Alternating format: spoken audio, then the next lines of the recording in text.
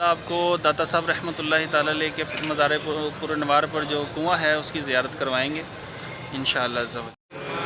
दाता साहब रहमतुल्लाहि ताला अलैह के मज़ार पुरनवार पर जो चश्मा मुबारक है आज उसकी भी ज़ियारत करवाएंगे आपको इंशाअल्लाह ज़वजल। दुरूद पाक पढ़ते रहें और ये चश्मे की आपने ज़ियारत करनी है।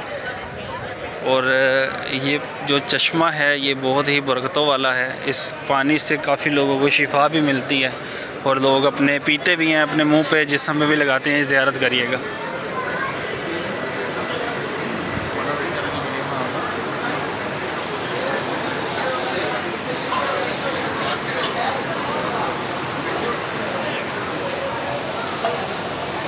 ये देखें माशाअल्लाह।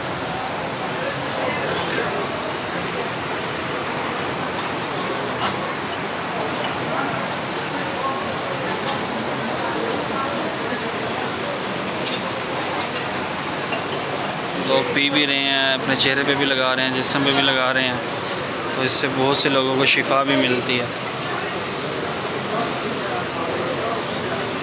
माशाअल्लाह।